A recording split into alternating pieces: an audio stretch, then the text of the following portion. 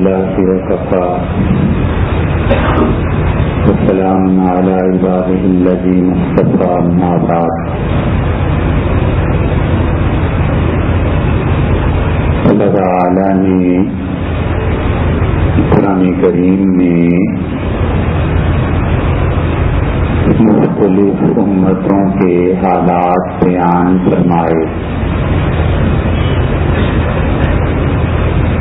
اور یہ بتایا کہ کون کون سی قومیں اللہ کی کس نافرمانی میں مبتلا تھی اور پھر اللہ نے صفحہ ہستی سے اس کا نشان کیسے مٹا دیا۔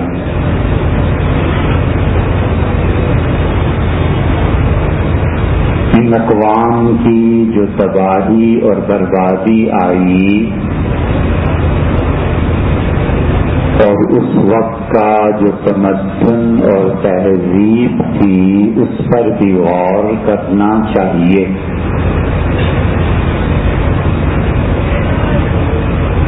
عام طور سے قرآن کریم سے جو چیز ہم پڑھتے ہیں تلاوت میں اس کا مقصد یہ ہوتا ہے کہ ثواب ملے اور یہ کہ اس قوم میں یہ برائی تھی تو اللہ نے ان پہ عذاب بھیجا اور ہم اس سے غفلت کا مظاہرہ کرتے ہیں کہ اللہ نے اس قصے میں ایک ایک حرف اور لفظ سے جو اشارہ فرمایا کہ ان قوموں کی تہذیب اور ثقافت کیا تھی اور انبیاء علیہ السلام نے انہیں کیا بتایا یہ نہیں سوچتے۔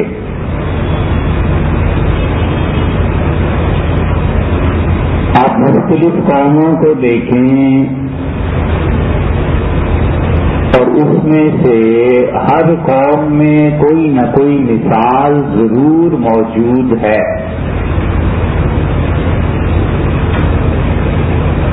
اللہ تعالی نے حضرت صالح علیہ السلام کا ذکر فرمایا اور یہ کہا کہ صالح علیہ السلام نے اپنی قوم سے یہ کہا کہ اتنحتون الجبال، کیا تم پہاڑوں کو تراش کر گھر بناتے ہو اور اللہ نے تم پر انعام کیا کہ تمہیں علم دیا اور اس کے باوجود تم اتنی سی بات نہیں سمجھتے کہ اللہ ایک ہے۔ اب قاری جب قرآن کریم کو پڑھتا ہے تو نبی علیہ السلام کا پیغام یہ تو دیکھ لیتا ہے کہ انہوں نے اپنی قوم کو کہا کہ اللہ ایک ہے، مگر وہ جو نبی علیہ السلام نے ان کو کہا کہ تم پہاڑ تراشتے ہو اور اللہ نے تمہیں ایک علم دیا ہے اس کو نہیں سوچتے۔ آپ غور کریں کہ یہ پورا پہاڑ کھڑا ہے، اب اس سے یہ طے کرنا کہ اس پہاڑ میں 1000 کمرے بنانے ہیں، میٹیریل باہر سے کوئی نہیں، اور اس 1000 کمرے میں پھر ہمیں یہ بھی دیکھنا ہے کہ کھانا کہاں بیٹھ کے کھائیں گے، لوگوں کے لیے تفریح کا میدان کہاں ہوگا۔ یہ پورا پہاڑ تراش کر اس کے اندر سے سالم پتھر مثلاً 15 بائی 15 کے پتھر نکال دیے جائیں تو پیچھے ایک کمرے کا خلا باقی رہ گیا۔ یہ قومیں اس طرح پہاڑوں کو تراشتی تھیں اور پھر اس پہ مکانات بناتی تھیں۔ اب پورے پہاڑ کو تراشنا یہ لازمی بات ہے کہ پہلے اس کی ڈرائنگ بنے گی، کوئی انجینئر بیٹھے گا، کوئی سمجھائے گا کہ بھائی اس زاویے سے پتھر کاٹو تو آگے چل کر یہ زاویہ بنے گا، یہاں سے ہمیں موڑ دینا ہے، سیڑھی دینی ہے، کیا نہیں کرنا اور کیا کرنا ہے، اور بارشیں ہو گئی تو پانی کا کیا بندوبست ہوگا۔ یہ ساری چیزیں سوچ سمجھ کے اگر انہیں میتھمیٹکس اور جیومیٹری نہیں آتی تھی تو کوئی سوال ہی پیدا نہیں ہوتا کہ سالم پہاڑ دیکھ رہے ہیں اور کاٹ کے اس میں 900 اور 1000 کمروں کا گھر محل بنا دیں. کوئی صورت نہیں. آپ میں سے جو پڑھے لکھے ہیں یا جنہیں تعمیر کا تجربہ ہے وہ اس بات کی تصدیق کریں گے کہ نہیں ہو سکتا. اس کا مطلب یہ ہے کہ انہیں یہ علوم اللہ نے عنایت کیے تھے.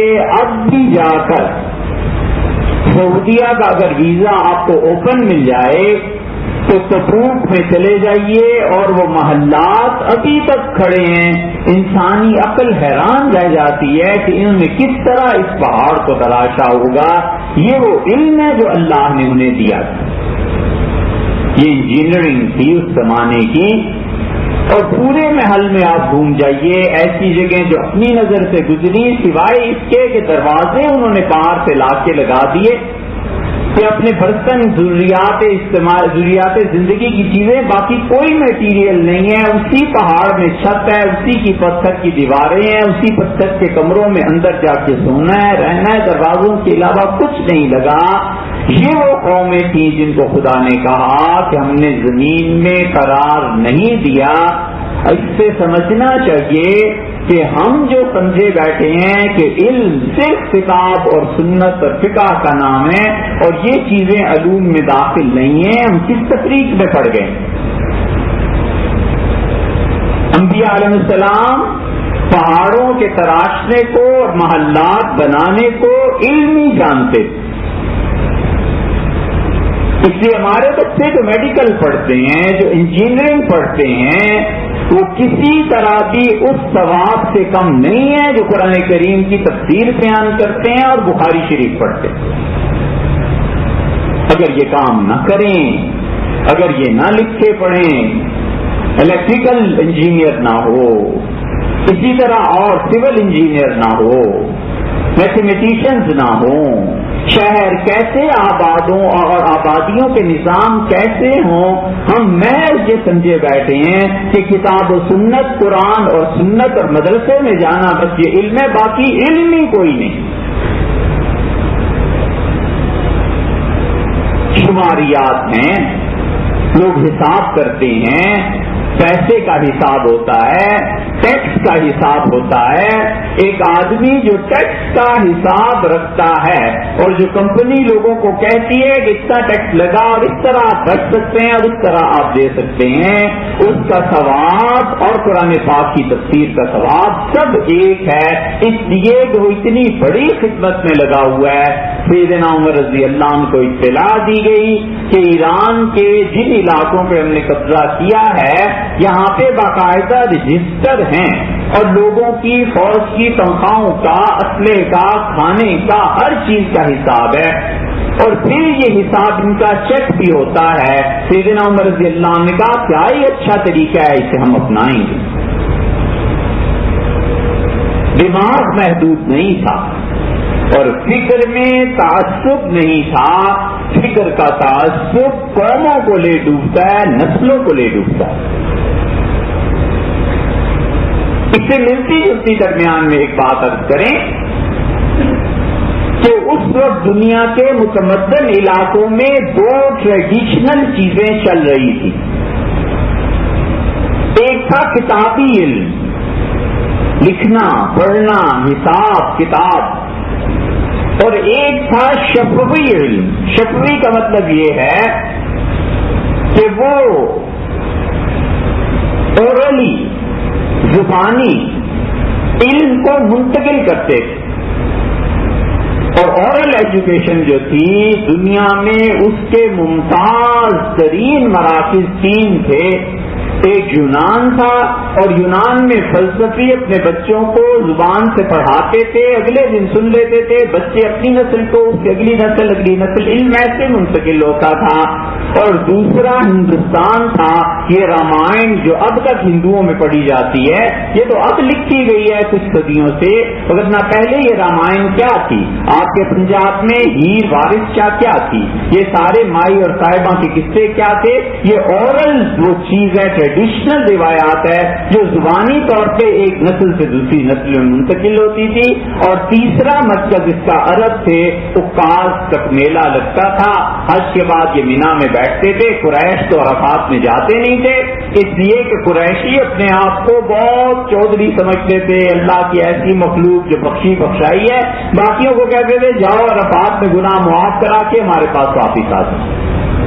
جب واپس آتے تھے تو پھر وہاں بیٹھ کے شاعری، قصیدے، وہ جو اورل ٹریڈیشن تھی وہاں پہ قائم ہوتی تھی، اور پھر وہ اشعار پڑھتے تھے۔ اسی لیے اللہ کہتا ہے قرآن میں، آپ غور کریں، اللہ فرماتے ہیں کہ جب تم مینا سے واپس آؤ فاذکروا اللہ فی ایام معدودات، یہ جو چند ایک دن ہیں، 2 دن یا 3 دن، ان میں اپنے رب کو یاد کرو، کذکرکم آباءکم، جیسے تم اپنے باپ دادا کے مناقب، اپنے قبیلوں کے فخر بیان کرتے تھے، ایسے ہی یہاں بیٹھ کے اپنی زبان سے اللہ کو یاد کرو۔ اس لیے یہ جو اورل ٹریڈیشن تھی عربوں نے اسی کو لیا اور حدیث اسی سے بنی۔ یہ جو کہتے ہیں نا کیسے حدیث یاد رہی جی، لفظ بدل گئے ہوں گے، یہ ہو گیا ہوگا، وہ ہو گیا ہوگا، وہ اس حقیقت پر غور نہیں کرتے کہ اس قوم میں، ہندوستانیوں میں، یونانیوں میں، دنیا میں 3 یہ مراکز تھے جہاں پر زبان سے علم منتقل ہوتا تھا۔ ایران کی تہذیب بہت بہت آگے تھی، اسی لیے ایرانیوں نے، آپ میں سے جو بڑھاپا ہے جن پہ، وہ جانتے ہوں گے کہ شاہ ایران نے 2500 سالہ جشن منایا تھا آسیہ مہر کا، اس لیے کہ بادشاہ 2500 سے چلی آ رہی تھی، 2500 سال یہ ایرانی پڑھتے لکھتے رہے، حتیٰ کہ انہوں نے شرک نہیں کیا، اللہ کے مظاہر کے ساتھ شرک کیا، سورج، چاند، ستارے، یہ وہ، بتوں کا شرک ایران میں نہیں تھا، بتوں کا شرک وہاں تھا۔ عربوں میں ایرانی کہتے تھے اپنے ہاتھ سے بت بنا کے ہم ان کی پرستش کریں، یہ کیسے ممکن؟ یہ ٹریڈیشنز تھی۔ اللہ نے قوموں کو علم دیا، اسی لیے ایران کی جب شماریات نکلی، امیر المومنین سیدنا عمر رضی اللہ عنہ کھلے دماغ کے آدمی تھے، انہیں پتا تھا کہ خلافت کیسے ہونی ہے، آگے کیسے چلنا ہے۔ ایسے ہی تو نہیں حضور صلی اللہ علیہ وسلم نے فرما دیا تھا کہ لو کانا بعدی نبیا لکانا عمر، میرے بعد اگر عمر نبوت کسی کو ملتی تو عمر رضی اللہ عنہ کو مل جاتی، یعنی نبوت کی صلاحیتیں عمر میں موجود تھی، سیٹ پوری ہو گئی۔ شہر میں 10 آدمی ہیں جو کمپیٹنٹ ہیں، ڈی سی بن سکتے ہیں، لیکن سیٹ ایک ہی ہے گورنمنٹ کی، اس پہ ایک ہی آئے گا، باقی 9 رہ جائیں گے، لیکن ان میں صلاحیت تو ہے۔ آپ ایک دوسری قوم کی مثال دیکھ لیں، اللہ تعالیٰ نے ہود علیہ السلام کو کہا کہ اپنی قوم کو ہدایت کرو۔ سیدنا ہود علیہ السلام واحد خدا کے نبی ہیں جن کا کوئی معجزہ قرآن نے ذکر نہیں کیا، کوئی معجزہ نہیں ملتا، لیکن ان کے خطبے، ان کی تقریریں، وہ پڑھنے سے اندازہ ہوتا ہے کہ اللہ نے اپنے اس نبی علیہ السلام کو کس غضب کی دعوت کی صلاحیت عنایت فرمائی تھی۔ بولتے تھے اور سحر طاری ہو جاتا تھا لوگوں پہ، اللہ نے اس زبان میں ایسی تاثیر رکھی تھی۔ انہوں نے کہا اتدعون، کیا تم بناتے ہو ہر جگہ پر لمبے چوڑے اونچے اونچے مینار، تابسون، بیکار کے مینار بناتے چلے جاتے ہو۔ جو اس قوم کی اصل حالت تھی، شکست خوردہ قوم، وہ اسی میں لگی ہوئی تھی۔ قوموں پر جب شکست اور قوموں پر جب تباہیاں آتی ہیں تو پھر وہ کتاب و سنت کو چھوڑ کے اپنے بزرگوں کی پرستش میں لگ جاتے ہیں، ہمارے حضرت ایسے تھے، ان کے حضرت ایسے تھے، ایسے تھے، ایسے تھے۔ اصل علم اللہ کی کتاب سنت جن ذرائع سے ترقی کرنی ہوتی ہے وہ گم ہو جاتا ہے اور لوگ میلوں ٹھیلوں میں لگ جاتے ہیں۔ اسی لیے جادو کا علم 3 صدیوں تک ٹیررسٹ آتا رہا ہے. جب یہودیوں کو جوتے پڑے، خوب دنیا میں جوتے پڑے اور مارا لوگوں نے، اور اللہ نے کہا باسنا علیکم عبادن، ہم نے اپنے بندوں کو بھیج دیا اولی بات شدید، جو اسلحے طاقت میں زبردست تھے، اور انہوں نے کیا کیا؟ بیت المقدس میں یروشلم میں مار مار کے تمہارا بھرتا بنا دیا. یہودیوں تمہیں یاد نہیں ہے وہ وقت؟ اللہ نے کافروں کو، بابل جو تھا پکا مشرک، اس کو کہا عباد اللہ نا یہ ہمارے بندے تھے جنہیں ہم نے مسلط کر دیا تم پہ تاکہ تمہیں عقل آئے. یہ وہ چیز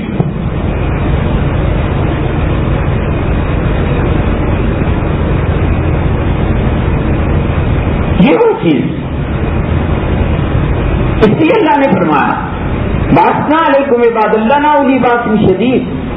ہم نے ایسے بندے بھیجے جو مارنے میں بڑے سخت تھے. یہودیوں کو وہ مار پڑی ہے کہ یروشلم کیا اور تل ابیب کیا اور لبنان کیا اور مصر کیا مارتے چلے گئے یہودیوں کو. اور جو بات کی یہودیت پر صدیاں آئی ہیں، کئی صدیاں، ان میں کیا کرتے رہے؟ بس وہ بیٹھ کر وہی کچھ کرتے رہے جو بعد والوں نے ان کے کیا. تو یہ کرتے رہے کہ یہ وظیفے پڑھو، جادو ایسے کرو، شوہر اور بیوی کو ایسے توڑو. پورے معاشرے کی اخلاقی چولیں ہل کر رہ گئیں. کوئی پروڈکٹیو کام یہودیوں نے اس وقت میں نہیں کیا. بس یہی کرتے رہے کہ جادو کیا ہے، تعویذ کیا ہے، تمہارے حضرت کیسے تھے اور میرے حضرت کیسے تھے. اور علم جس چیز کا نام تھا وہ اٹھ گیا. یہ چیز مسلمانوں نے دی. تیسری مثال آپ کو دیں، حضرت ہود علیہ السلام کی قوم جو مینار بناتی تھی، ممکن ہی نہیں ہے جب تک کہ آدمی بنیادی طور پر جیومیٹری اور میتھمیٹکس نہ پڑھا ہوا ہو اور اس سے بھی پڑھ کے اسے پتا ہو کہ وزن کتنا سہلے گا، کون سا پتھر ہے، بنیاد کیسے رکھنی ہے، عمارتیں کیسے تعمیر ہوتی ہیں، بلندیاں کیسے ہیں، پھر اس پہ چڑھنا کیسے ہے. ایک علم تعمیرات کا وہ کئی علوم کو چاہتا ہے، تب جا کر کہیں تعمیر ہوتی. اب ایک تیسری قوم کو دے لیں، ان بنی اسرائیل کو، جو فرعون کو، تو کہتا ہے فرعون پہ اللہ کا عذاب آیا، ہم سب سنتے مانتے جانتے ہیں، کبھی غور نہیں کرتے کہ اس کے زمانے میں ثقافت کیا تھی. اس نے کہا ہاذِهِ الانہار تجری من تحتی، یہ آبپاشی کا پورا نظام میرے ملک میں، یہ میرے تحت ہے، میرے قبضے میں. یہ آبپاشی کا نظام چلانا کوئی آسان بات ہے؟ یہ انجینئرز ڈویژن کرتے ہیں کہ کتنا پانی آئے گا، بڑی نہر میں کتنا آئے گا، سب اس کے کینالز جو ہیں وہ کیسے بنے گی، وہ سب کینالز میں کتنا پانی جائے گا، آگے زمین کتنی ہے. یہ پورا علم ہے جو فرعون کے زمانے میں تھا. سیدنا موسیٰ علیہ السلام اسی لیے اسے اللہ کے انعامات کا یاد دلاتے ہیں. تو خدا کے انعامات میں اس قوم پر ایک یہ بھی انعام تھا کہ مصری پڑھے لکھے تھے، آبپاشی کے نظام کو جانتے تھے. ساری دنیا جانتی تھی کہ مصر کی زراعت کیا ہے، مصر میں کیسے چیزیں پیدا ہوتی ہیں. سیدنا یوسف علیہ السلام نے ایسے ہی نہیں کہہ دیا کہ جعلنی علی خزائن الارض، مجھے وزیر خزانہ بنا دیجئے. تحت پڑھنے والا ہے، میں اکنامکلی بتاؤں گا کہ کتنے پیسے سنبھال کے رکھنے ہیں، کتنے خرچ کرنے ہیں، تاکہ قوم قحط سے محفوظ ہو جائے. اب بھی چلے جائیں، اب اسپین جائیے.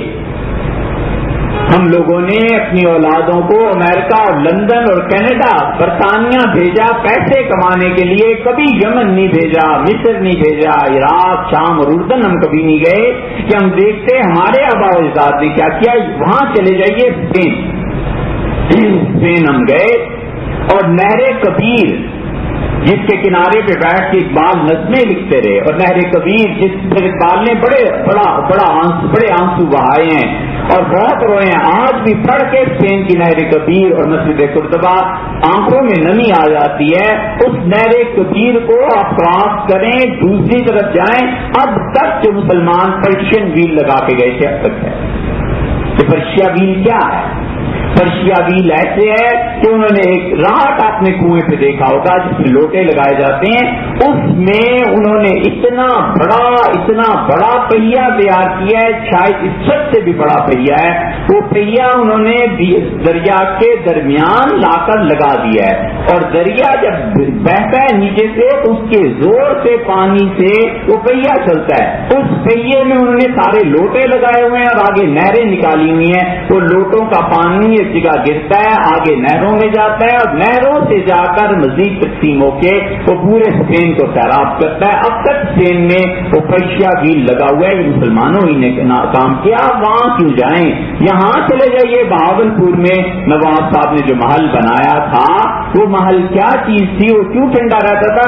لک ڈک ریگستان میں اس آدمی نے محل بنا دیا، اور اس لیے کہ انہوں نے بنیادوں کے بعد انہوں نے کہا دو دیواریں بناؤ، دیواروں کے درمیان جو خلا تھا یہی ویل انہوں نے ستلج جو اب خشک ہو چکا دریا اس میں لگایا، وہاں سے پانی بنیادوں اور دو دیواروں کے درمیان آتا تھا گرمیوں میں، اور محل بالکل کپتے صحرا میں ٹھنڈا رہتا تھا، آرام سے لوگ زندگی گزارتے تھے۔ یہ مسلمانوں کے کام تھے۔ آپ چلے جائیے بہاول پور میں نور محل وغیرہ جو بنے ہوئے ہیں وہ کیوں ٹھنڈے ہیں؟ مسلمانوں نے یہ کام کیے، اس لیے کہ انہوں نے اپنے زمانے کے علوم کو پکڑ لیا، اور انہوں نے یہ تقسیم نہیں کی کہ تم چونکہ انجینئر ہو گئے ہو لہذا تم کو توبہ جب تک نہ کرو جہنم میں جاؤ گے، اور میں چونکہ بخاری شریف پڑھا ہوا ہوں لہذا میرے لیے میں کچھ کرتا رہوں، میرے لیے جنت بالکل محفوظ ہے، میری سیٹ پکی ہے۔ یہ جو تقسیم ہم کرتے رہتے ہیں اور اپنے بچوں کو اس وجہ سے ڈسہارٹ کرتے ہیں، اور انہیں نہیں بتاتے کہ بیٹے اس میں بھی اللہ نے آپ کے لیے ثواب رکھا ہے، اس میں بھی اللہ نے آپ کے لیے جنت ہی رکھی ہے اگر آپ کی نیت درست ہے، تو یہ ساری چیزیں اللہ کے دین کا حصہ ہیں، یہ نہیں بتاتے۔ نتیجہ یہ نکلتا ہے کہ قوموں پر جب زوال آتا ہے تو وہ اصل علوم کے منبع اور سرچشمے چھوڑ کر نالیوں کی طرف چل پڑتے ہیں۔ حضرت یوں فرماتے تھے اور حضرت کی یہ کرامت تھی اور یہ کرامت ہوگی، اور میرے حضرت تو سبحان اللہ کیا کہنے، ارے بھائی کیا ہر مسلمان کرامت کا منتظر ہے؟ معجزے تو ختم ہو گئے، اب کرامتیں ایسے نہیں ہوا کرتا۔ نیپولین نے مصر میں آ کے جب جوتے مارنے شروع کیے تو جامعہ الازہر کے جو مشائخ اور جو علماء تھے ان کو یہی سمجھاتے تھے کہ بالکل بے فکر ہو، بخاری شریف کا ختم ہوا اور فرشتے آسمان سے نازل ہوئے۔ وہ جا کے اس سے دیکھا نیپولین کو، چھوٹے قد کا تھا، وہ کہتا ہے میں حیران رہ گیا کہ یہ لوگ اتنے لمبے لمبے صفحے رکھ کے پڑھ کیا رہے ہیں، تو پتا چلا کہ یہ بخاری شریف کا ختم میرے خلاف ہو رہا ہے۔ روس نے 1917 میں مارا مسلمانوں کو، مسلمان یہی کہتے اب آئے خدا کی، اور روس تباہ۔ ارے 1917 میں رشین نے جب آرمی نے جو مسلمانوں کو دیش نکالا دیا ہے، بلخ، بخارا، سمرقند، تاجکستان، یہ ترکمانستان، سارے علاقوں میں مساجد برباد کر دی، انہوں نے خانقاہیں مٹا دی، خانے جلا دیے، مسلمان ہونے لینے نہ لینے والے کو قتل کر دیا ہوتا، نکلو یہاں سے۔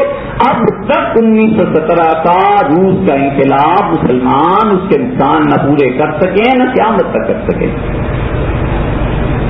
ہم گئے بلخ، بخارا، سمرقند، بابر کا دیش فرغانہ دیکھنے، مجال ہے کہ کوئی ایک خانقاہ اب آباد رہی ہو، جھوٹے قصے سنائے جاؤ جو مرضی تمہارے جی میں آئے، جا کر دیکھو آن گراؤنڈ فیکٹس کیا، کچھ نہیں رہا۔ انہوں نے عالم اسلام کو تباہ کر دیا۔ اب بھی ایسی قوتیں ہیں، اور ہم بجائے اس کے کہ وقت میں جو علوم ہیں ان کو سیکھیں، ان پر دسترس حاصل کریں، انہیں دیکھیں، بس اس سے لگے ہوئے قرآن شریف کا ختم ہوگا، آج ختم خواجگان شریف ہوگا، میں اس سے انکار نہیں بھائی، کرو بالکل کرو، لیکن تم یہ سمجھو کہ اس کے ذریعے قومیں ٹوٹ جائیں گی اور اس کے ذریعے یہ ٹوٹ جائے گا اور یہ ہو جائے گا، کبھی بھی نہیں ہوتا۔ پتہ نہیں 20 سال ہو گئے اس کا نکاح ٹوٹ گیا، بالکل ٹوٹ گیا، بالکل فنا ہو گیا، وہ فنا ہو یا نہ ہو مسلمان تباہ ہو گئے، امت تباہ ہو گئی، حتیٰ کہ ہمارے جو جنگی ذخائر ہیں ان تک پر حملے ہونے لگے۔ اس سے زیادہ مظلومیت کیا کوئی ہے؟ اس لیے کرنے کا کام شاید آپ میں سے کوئی ایک آدمی کر لے کرنے کا کام یہ ہے کہ اپنے اسکول بناؤ، اپنے کالج بناؤ، اپنی یونیورسٹیز بناؤ، جہاں اپنے بچوں کو صحیح تعلیم اور تربیت دیجیے۔ جتنے موجودہ نظام ہائے تعلیم ہے، پروبلز کا کیا اور بیکن ہاؤس کا کیا اور سرکاری اسکولوں کا کیا، انہوں نے بالکل اخلاقیات کی کتابوں کو نکال دیا ہے۔ کوئی اپنی تاریخ سے واقفیت نہیں چھوڑی، کوئی مشرقی علوم نہیں چھوڑے، زبانیں نہیں چھوڑی۔ آپ کے پاس ایسا نہیں ہے، نکل جائیے، چندہ مانگ کے لوگوں سے جمع کیجیے، اپنی کمیٹی بنائیے، ایک اسکول، کوئی کالج، کوئی ادارہ ایسا قائم کیجیے جس میں پڑھنے والے بچے آج سے 50 سال بعد ہی صحیح، 50 سال بعد ہی صحیح ملک سنبھال لیں، امت سنبھال لیں۔ سر سید نے ایک ادارہ قائم کیا اور اس کے نتیجے میں 1970 تک پاکستان میں علی گڑھ کے پڑے ہوئے سیکٹری سے علی گڑھ کے لوگوں نے کام کیا ہے، اس ایک ادارے نے اتنا کام کیا ہے۔ یہ کام اس وقت کرنے کا ہے، آپ فزکس پڑھائیے، آپ جیومیٹری پڑھائیے، کیمسٹری، بایولوجی، کچھ پڑھائیے، ان بچوں کی تربیت مسلمانوں جیسی ہونی چاہیے۔ ہاسٹلس بنانے چاہیے اور ہاسٹلس میں ان بچوں کو بس نماز پڑھاؤ اور ایک بہترین عالم دین انہیں روزانہ قرآن پڑھاتا رہے۔ پتھر کی سل پہ بھی مسلسل جب قطرے گرتے ہیں تو ایک دن پتھر کی سل چل جاتی ہے۔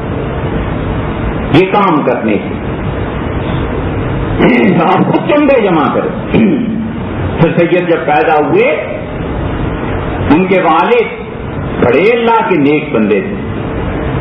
شاہ غلام علی صاحب رحمۃ اللہ علیہ سے بڑھاپے کے دور میں کوئی ملنے آتا تھا تو سر سید کے والد بتاتے تھے کہ حضرت سے اس وقت ملاقات ہو سکتی ہے یا نہیں، ہر وقت حضرت کے در پہ کھڑے رہتے تھے۔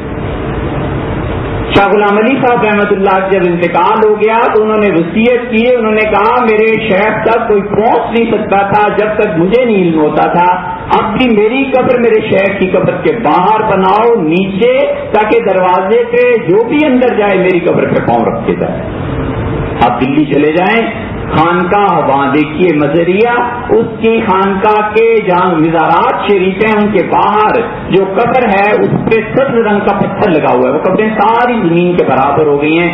جو اندر جاتا ہے سر سید کے والد کے قبر پہ پاؤں رکھ کے ہی اندر جاتا ہے۔ وہ اپنے شیخ میں اتنے پناہ تھے، سر سید جب پیدا ہوئے تو انہوں نے مراقبہ کیا کہ میرا بیٹا بنے گا کیا، تو اس نے کہا حضرت میرا بیٹا تو بڑا فتنہ بنے گا۔ حضرت نے فرمایا کیا ہوا؟ کہ میں نے حضرت دیکھا یہ میرا بیٹا بڑے ہو کے کوٹ پینٹ اور ٹائی پہن رہا ہے اور داڑھی البتہ رکھی ہوئی ہے اور انگریزوں جیسی ہیٹ پہنی ہوئی ہے اور یہ عجیب مصیبت ہے، میں اس بچے کا کیا کروں گا؟ حضرت غلام علی صاحب رحمۃ اللہ علیہ چپ رہے۔ نقشبندیہ کے 13ویں صدی کے مجدد تھے، معمولی آدمی نہیں تھے۔ اگلے دن فرمایا میں نے بھی تمہارے بیٹے کے لیے مراقبہ کیا تھا اور مجھے کہا گیا کہ یہ لڑکا اس کا پہنے گا تو پینٹ شرٹ ہی اس سے ہی اس نے دیکھا ہے جو کچھ دیکھا ہے، ہیٹ بھی پہنے گا، لیکن مسلمانوں کو اس کے ادارے سے بہت نفع ہوگا اور موت پر بھی ایمان بھی اس کی آئے گی، گھبراؤ نہیں۔ شاہ غلام علی صاحب رحمۃ اللہ نے فرمایا کہ میاں رہنے دیجئے، یہ اب ہمارا بیٹا ہے، ایسے ادارے قائم کرے گا جس سے مسلمان کو امت کو نفع ہوگا۔ یہ الگ بات ہے کہ کیا نفع ہوا، لیکن ایسے ادارے قائم کیجئے، ادارے قائم ہونے چاہیے۔ آپ چندہ کیجئے، لوگوں کے سامنے جائیے، ان کو اس چیز کی طرف توجہ دلائیے، اپنے جو نیک لوگ ہیں ان کو آپ اپنا ہیڈ مقرر کریں، مگر ایسے ادارے قائم ہونے چاہیے۔ ہمارے زمانے میں علماء اور مشائخ کی ذاتی خدمت کرتے ہیں، حضرت یہ 1 لاکھ لے لیجیے، حضرت یہ 10 لاکھ، حضرت سے بھی تو پوچھو وہ 10 لاکھ کہاں جاتے ہیں، پرسنل اکاؤنٹ میں یا کوئی ادارہ قائم کیا ہے یا نہیں کیا، اور جو دینے والے ہیں وہ بھی اندھے ہیں۔ لندن بیٹھے ہیں، حضرت کے لیے 10 لاکھ بھیجے، ارے حضرت کو کہیے بھائی کوئی اسکول بنا دیں، کوئی تعلیمی ادارہ، کوئی ڈسپینسری، کوئی لائبریری، کچھ تو ایسی چیز ہو جس سے اللہ آپ کی مخلوق کو نفع ہو۔ یہ کام کرنے کے ہیں بھائی، ہم سب کو اس پہ سوچنا چاہیے۔ اللہ تو